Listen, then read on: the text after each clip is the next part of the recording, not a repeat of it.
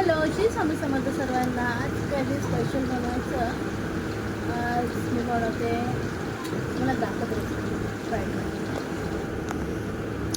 तर आज मी करायला घेतले होते फ्रेंच फ्राईज आणि ॲक्च्युली मलाच खायची इच्छा झाली होती. शिवाय आमच्या रुद्राक्षलासुद्धा खायचे होते. काल त्यांनी टी व्हीवर बघितले होते, त्यामुळे मी म्हटलं आता हे बाहेरनं मागवण्यापेक्षा आपण घरीच बनवूया.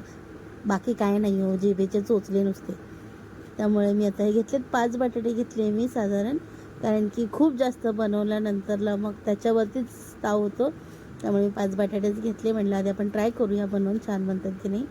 आणि मस्त आहे की मी आधी बटाटे सोलून घेतले आणि एकदा ते नॉर्मली मिठाच्या पाण्यातसुद्धा ते चोळून घेऊन घ्यायचे असतात, कारण की त्याचा जो सफेद रंगाचा जो म्हणजे बटाटे कापून ठेवल्यानंतर जो काळे जे पडतात ना, ते राहता कामा नये. त्यामुळे ते मिठाच्या पाण्यात स्वच्छ धुवून घ्यायचे, तेव्हा ते चरचरीत बटाटे होतात. त्यामुळे ते आपल्या तळायला सोपे पडतात. नंतर त्याचे लांबडे लांबडे असे काप करून घ्यायचेत. आपण ते सुद्धा एकदा स्वच्छ पाण्याने धुवून घ्यायचेत.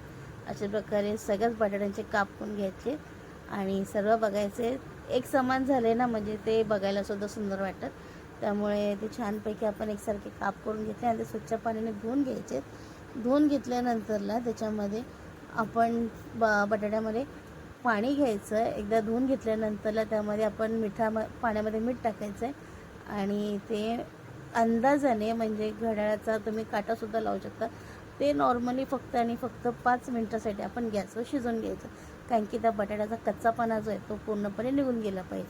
आणि 5 मिनटानंतरला ते बटाटे आपण काढून घ्यायच्यात आणि थोडं थंड पाण्याने आपण धुवून एका चाळणीमध्ये पंख्याखाली सुकवायला ठेवायच्यात.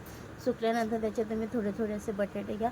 तर तुम्ही जास्त जर बटाटे घेऊन जर तळता तर ते तुटण्याची शक्यता असते. त्यामुळे ते कमीत कमी 70% ते बटाटे शिजलेले असले पाहिजे. त्यानंतर त्यामध्ये तुम्ही कॉर्नफ्लोअर टाकून घ्यायचे आणि कॉर्नफ्लोअर टाकल्यानंतरला ते चांगले सुटसुटीत आपण एका वेगळ्या पातेल्यामध्ये घेऊन ते पूर्ण मिक्स करायचे आणि ते नुसतं आपण हलके सिंगल सोडले, कारण की जर तुम्ही जास्तीचे जर बटाटे एकसाथ टाकतात तर ते एकत्र गट्टा होऊ शकतात आणि तळताना ते शिवाय तुटूही शकतात.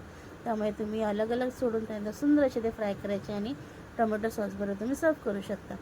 आणि हे मुलांना तर, लहान मुलांना तर आवडतातच आणि शिवाय आपल्यासुद्धा आवडतात. तर मी टेस्ट करते हा माई. छान झालंय माई. आवडलं? हां. पुन्हा भेटू दुसऱ्या व्हिडिओमध्ये. धन्यवाद. थँक्यू.